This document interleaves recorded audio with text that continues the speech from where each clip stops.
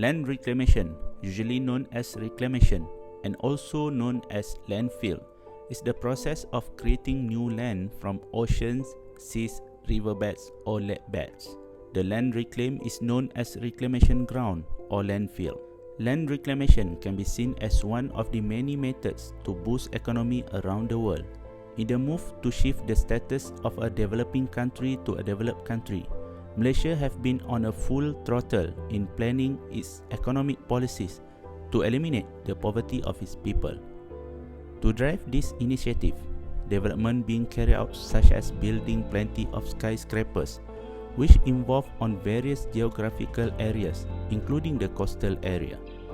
These have raised eyebrows among environmentalists, to which raise the question, does the development project meet the environmental needs, especially in the coastal area?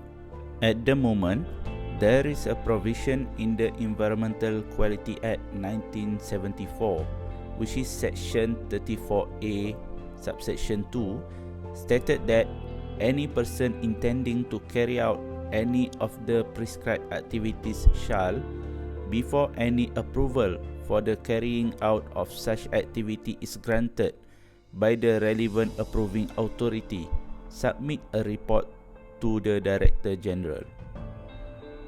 The prescribed activities mentioned in the provision are listed in the Environmental Impact Assessment Order 1987 EIA, such as Schedule 4, Land Reclamation, as in Penang, Penang South Reclamation, and Sri Tanjung Penang.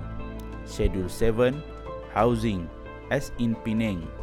Schedule 10, Ports, as in Johor, Port of Tanjung Pelepas. Schedule 17, Resort and Recreational Development, as in Penang. The area of reclamation project in Malaysia consists of 3 artificial islands in the northern state of Penang called Sri Tanjung Penang STP, which are under construction. The underplan by the Penang state government of a massive project of another 3 new artificial island in their southern area called Penang South Reclamation Project PSR in the future, and the port of Tanjung Pelepas, which is situated on the eastern mouth of the Pulai River in southwestern Johor. In STP project, the 3 artificial islands cover 18 square kilometers. Result from that project, activities worry the damage to environment would be irreparable. The fishermen being forced to travel further out to sea, and its increased financial costs outweigh any benefit. The project is already underway. The new land is created by dredging and then depositing sediment from another part of Malaysia.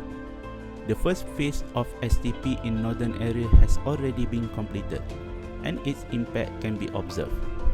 Tanjung Tokong, a fisherman village located next to STP project, are the place that highly affected economically when the crab's catch was significantly reduced after the reclamation project began. As for PSR project, the fishermen fear they will lose access to their fishing grounds and the project will damage the environments, decreasing the amount of fish and threatening their livelihoods. Material from other countries will be taken and dumped there to build the island, without knowing the origin of that materials. Whether from Indonesia or elsewhere, the soil type might be not suitable for the fisheries.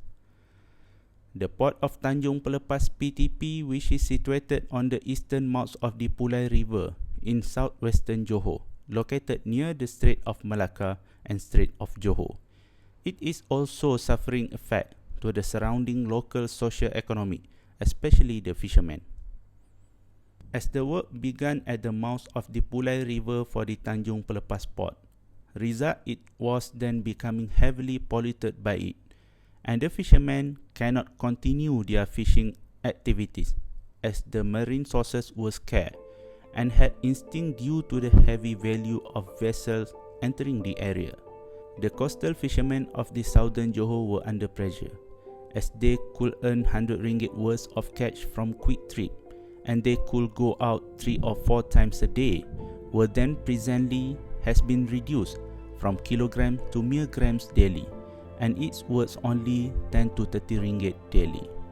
They also even had to take risks by encroaching the Indonesian water to catch more fish, as the PTP reclamation project has disrupted the ecosystem of the marine life in Malaysian shore, and the fishermen are struggling with their catch.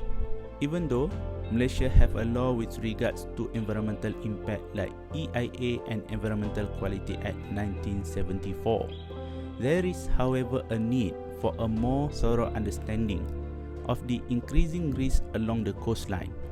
The land reclamation project had not been adequately addressed the potential environmental damage from the manipulation of the shoreline. New mechanisms and laws have to be enacted to provide an adequate measure to impart awareness of the environmental impact.